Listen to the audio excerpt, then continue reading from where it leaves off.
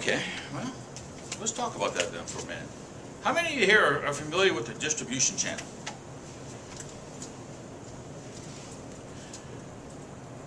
When I'm in the classroom, I put it up on the board. We have what? We have P to W to R to C.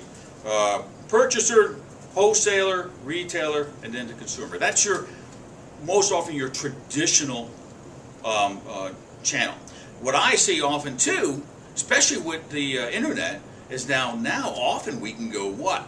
We can go right to the consumer, right? We can be at home producing a widget and go online and establish a business and go right to the consumer. So you can find businesses that'll go from the producer right to the consumer. But often what you're finding is you got wholesalers with the bigger manufacturers are dealing with the wholesalers, and then the wholesalers are then doing the distribution to the retailers, and then of course the retailers are working with the customer.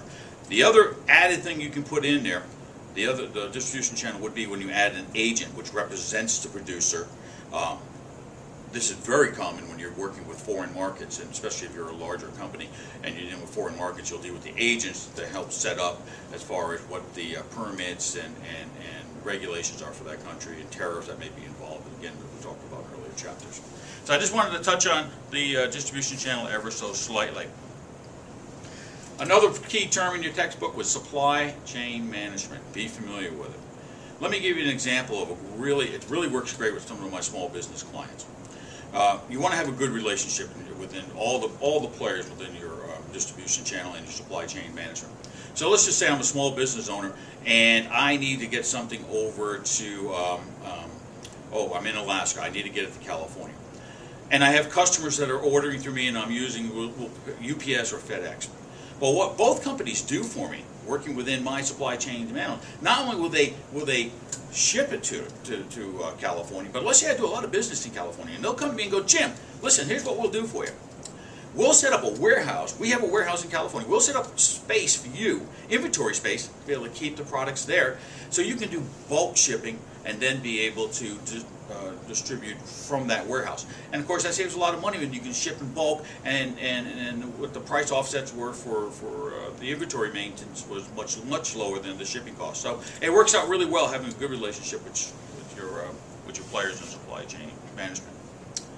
Okay, a lot of material I'm trying to cover, but also it went into types of non-store selling, which I've been talking about with the online retailing. My favorite, of course, is Barnes & Noble. I buy lots of books, I buy lots of videos, I really like to use them online, but they also have a brick and mortar store, so I have that option too. So if my customer service is frustrating online, I can go to an actual physical store. So that's one of the conveniences, and they offer a lot of coupons online. So Barnes & Noble will send me to right to my house. They'll send me online. Here's Jim. Here's 10% off your next book purchase. So, they're enticing me. Go to page 373 of your textbook, and you can see where it talks about coupons and how that's a real plus. And QVC, right? That television home shopping network. My mother used to call that, and they would go, "Hello, Mary." She called it so many times. But it can become it's a very popular way of doing business. All right, the other thing I wanted to touch on, again, the chapter is just really diverse. The two chapters we're looking at today, going from 11, was it 12 and 11, 12 and 13 we're looking at this, 12 and 13. The other thing I wanted to talk about too, as we're moving along with the two chapters, is the major steps in advertising campaign. Now, you're going to be identifying your target audience, and it goes through the different steps, whether it be advertising objectives, etc. What I want you to be able to do is be able to identify the plan, and if I asked you a question that dealt with the plan, do you be able to get back to me and be able to identify what stage of the plan are they in? And it goes everything from the actual introduction all the way through creating the advertising message, and ends up with, and this is important for many businesses, is to then evaluate the advertising effectiveness. Okay. Personal selling, one of my favorites, but note, one of the most expensive.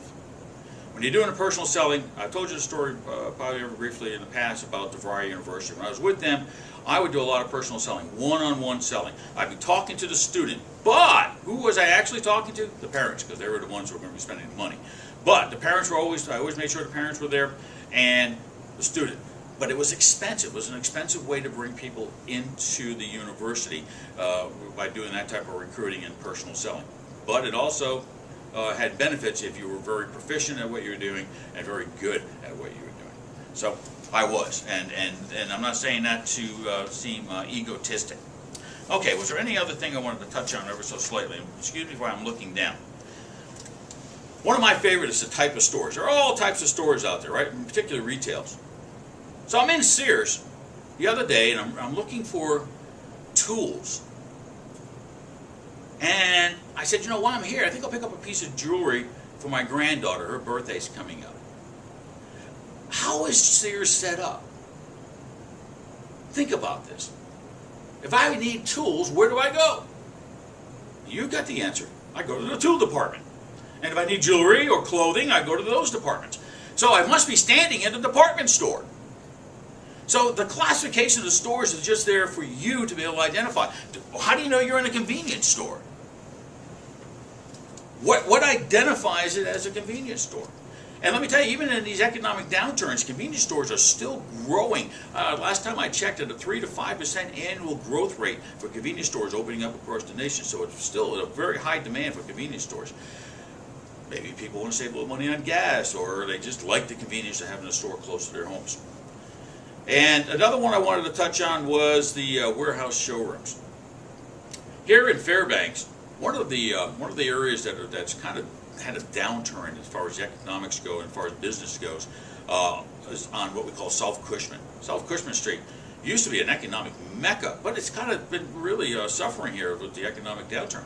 But companies, big companies come in, well, big companies in the sense of big ticket items, come in and they take over some of these buildings because they're low. Now they're in low rent, low lease, and they're big facilities. And we have furniture stores moving in and taking advantage of the low price. And we have what's called Bailey's. I think maybe many of you here from Alaska are familiar with Bailey's furniture store. So they moved in and they're able to come in at a low overhead and take advantage of the space because of the low pricing.